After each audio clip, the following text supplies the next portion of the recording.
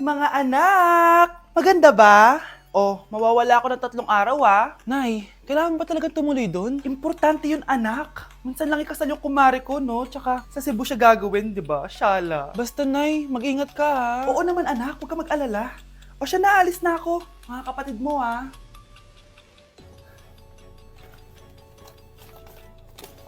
Saan yung wallet ko? Ay, kuya!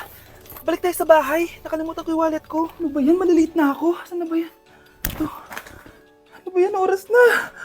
Mabuhay, ma'am. Welcome to Air Philippines. How can I help you? Ay. Miss. Dito po ba yung flight VD415? Yes po, ma'am. Check ko lang po. As per dito, ma'am, nakaalis na po yung aeroplano. Ha? Hindi ako pwede malit sa kasal na kumari ko. Kailangan ko umabol. Ma'am, kailangan niyo po ulit mag-rebook ka. So, ang next available flight is bukas pa po, ma'am. Ano ba yan? Gawin mo ng paraan. Diyos ko, sayang lang pera ko. Wala palang kwenta tong airlines niyo eh. Uwi na nga lang ako. Sorry, ma'am. Oh, Nay, nandito ka na agad? Akala ko ba 3 araw ka mawawala? Eh di ayun, naiwan ako ng aeroplano. Alam mo, parang pinipigilan talaga ako ng universe makaalis eh. Nay, buksan mo yung TV. Ha? Bakit? Breaking news! Nandito tayo ngayon sa site kung saan nag-crash ang flight VD415. Ayon sa mga otoridad, walang nakaligtas sa mga pasahero nito. Kaya pala, kung nakasakay ako dun sa aeroplano na yun, patay na ako ngayon. Dok, bakit ka meron neto, ha? Bakit may picture ka ng nawawala akong anak? Hindi mo ba talaga ako naaalala? Hindi. Sabihin mo sa akin, buhay pa ba ang anak ko? Umalis ka na. Marami pa akong gagawin. Buhay pa ba ang anak ko? Oo! Buhay na buhay ako! Ako ang anak mo na iniwan mo sa palengke dati! Nagtataka ka? Isa na akong trans ngayon. Alam mo, buti na lang may mabait at mayamang pamilyang kumukup sa akin. Kaya maganda yung naging buhay ko. Tingnan mo, naging doktor pa ako. Kaya salamat sa'yo at iniwan mo ko. Anak, hinanap kita. Umasa ako na babalik ka. Hindi na importante yan. Ayaw na kita makita at hindi na kita kailangan. Kaya umalis ka na! Hello po. Kamusta po yung pasyente? Dok, si nanay naman yung nagkasakit. Kamusta na siya? Okay naman. Sa iba ko na lang siya ipapaasikaso, ha? Anak? Anak, please! Bakit anak tawag mo sa kanya, Nay? Sure ka ba na habang buhay ka magagalit sa nanay mo? Nakita ko results niya kanina. Anytime, pwede siya mawala. Magpapahangin lang ako. Nasaan na sila? Hello, nurse? Nasaan yung pasyente dito sa room 214? Anak? Ako ba hanap mo? Nay, akala ko may masamang nangyari na sa'yo. Anak, hindi na kita iiwan. Good news! False alarm lang pala yung nakita namin result sa nanay mo. Ibig sabihin, magiging okay siya. Salamat naman. Nay, ayoko na mawala ka sa akin, ha? Yay! May ate na ako! Tay? O anak, si nanay kasi kahapon pwede umuwi. Ano na kaya nangyari dun? Busy lang yung nanay mo. O siya, may good news ako sa'yo. Malapit na tayong yumaman. Anong ibig sabihin nun, Tay? Basta, hintayin mo na lang. Opo, Tay. Mabibili mo na lahat ng gusto mo, anak. Nasaan na kaya si nanay? The subscriber cannot be Nay, reached. sumagot ka! Please try again later. Anak, may aasikasuhin lang ako para yumaman na tayo. Ikaw munang bantay ng bahay, ha? Tay, si nanay kasi ilang araw nang di umuwi. Wala ka pa rin bang balita sa kanya? Scarlett, di ba sabi ko sa'yo, busy ang nanay mo? Babalik din yun, huwag ka mag-alala. Sige na, ha? Kainis, wala na naman signal. Kailangan ko tawagan si nanay. Naku, Mara, tigilan mo na ako, ha? Scarlett? Aling Rosa? Bakit po? Bakit nandito ka? Hindi ba dapat nasa burol ka ng nanay mo? Burol? Nagjo-joke ka ata, tita. Buhay pa yung nanay ko. Kakagaling ko lang dun eh. O eto, hindi ba't nanay mo yung nakaiga dyan sa kabaong? Scarlett, anong ginagawa mo dito sa labas? Tay, explain mo to! Bakit nakaburol si nanay, ha? Kaya siguro hindi siya umuwi ng ilang araw? Tay, ano? I-explain mo na sa akin kung bakit nakaburol si nanay, ha? Bakit ka ba naniniwala dun, ha? Ang totoo mong nanay, busy. Di ba sinabi ko na to sa'yo? Pero, Tay! Wala nang pero-pero. Huwag mo akong hintayin magalit, Scarlett. Di mo magugustuhan. Hindi pwedeng hindi si nanay yung nakita ko sa cellphone. Alam na alam kay tsura ni nanay. Malalaman ko rin sikreto mo, tay. Oh, Scarlett, aalis ako ulit ha. Huwag kang pasaway.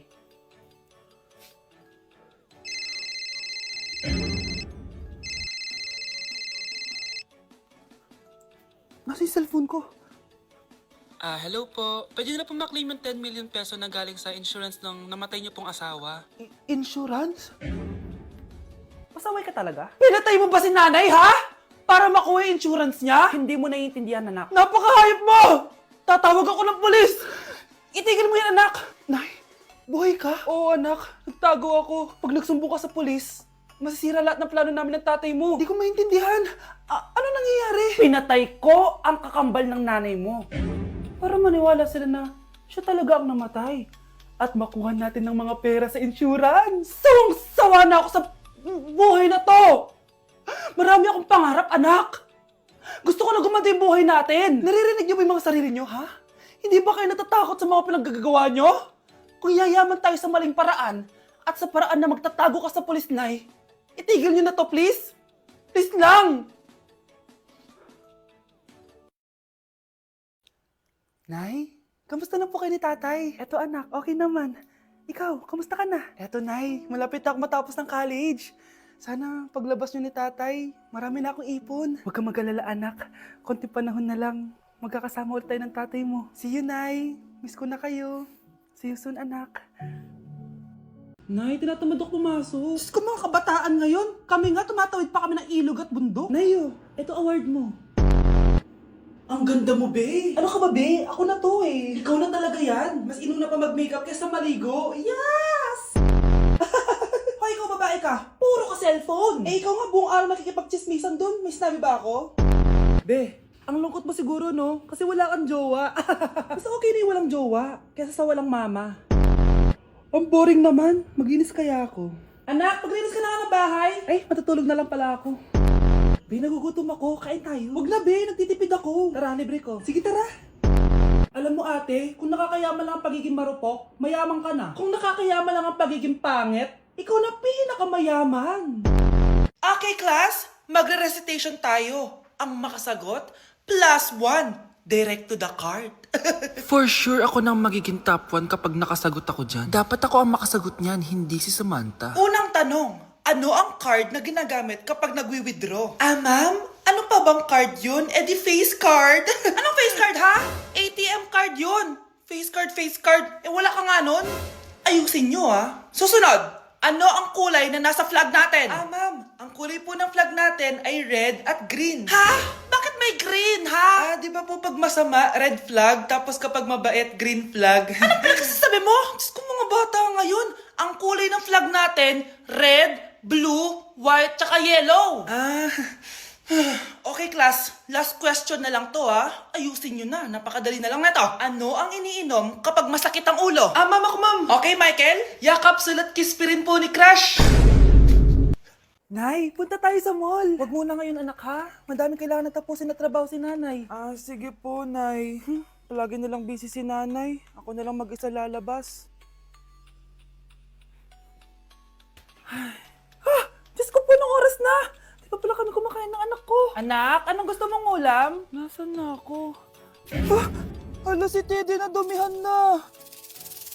Ano yung gumagapang? Anak! Pumunta yun. Mare! Yung anak mo! Oh, Mare! Nasa inyo na naman yung anak ko? Pasensya ka na ha, makulit talaga yun. Mare! Patay na yung anak mo! Natagpuan nilang wala ng buhay kasi natuklaw siya ng ahas. Bakit di mo siya binabantayan, ha? Ano? Anak? Hindi. Anak. Ma'am, wag po muna tayo lumapit. Iniimbestigan pa po namin yung bangkay. Anong bawal? Anak ko yun, oh!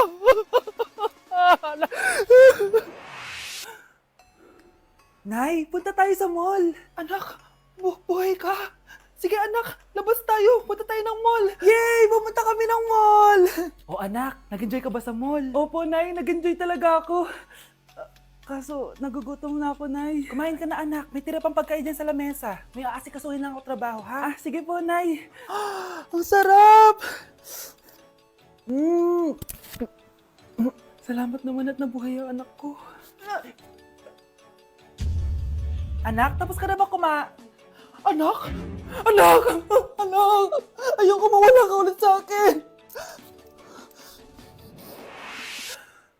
Nay, punta tayo sa mall. Bumalik na naman ako.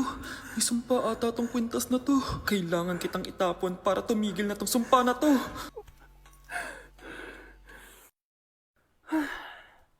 Teka, kwintas ba yun? Sino naman nagtapon nitong magandang kwintas na to? Sayang. Akin na lang. Ano matawag? Hello? Hello ma'am, kayo po ba yung nanay ni Samantha? Nabangga po kasi siya. Kailangan Ano? pumunta dito sa ospital. Nasagasaan anak ko! Hindi ka pwede mamatay! Pre, may kalaban sa mido. Habulin nyo. Defend nyo na yan. Bilis. Matatalo tayo nyan eh. Nasagasaan daw ng langgam. May ganun ba? Excited na ako kumain.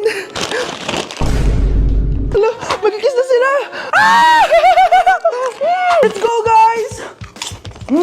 Ayan, malapit na! Yes! Panalo! Bakit ganun siya tumawa? Grabe, ubos agad! Wala nang laman! Grabe kayo! Ako bumili tapos kayo kumain! Next time kasi, Nay, bilhin mo na lahat ng crispy patata sa supermarket. Sige po, madam. Oh, bakit may pera na naman dito? Pinamigay ko na ibang pera kahapon na. Kakainis naman. Ma'am, may delivery po kayo. Oh, ano to? Pera na naman? Diyos ko, ayoko neto. Sa'yo na lang, kuya. Ayoko din po niyan, ma'am. Sa iba niyo na lang po ibigay. Sige na po. Ano ba yan? Ang dami ko ng pera eh. Nay, bakit 300,000 na naman yung binigay mong baon sa akin? Hindi ko pa nga nagagastos yung baon ko last week eh. Tapos binilan mo pa ako ng bagong iPhone at iPad.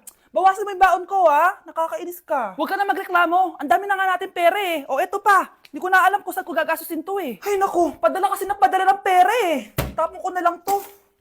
Congrats, ma'am! Kayo po ang grand winner ng 5 million pesos! Ano ba yan? Pera na naman. Pwede bang hindi ko tanggapin yan? Dami ko ng pera eh. Ay, bawal na po namin kunin to, ma'am. Sa'yo na po to. Congrats po ulit. Ba't pa ako nagising? Sana ganun na lang yung problema ko.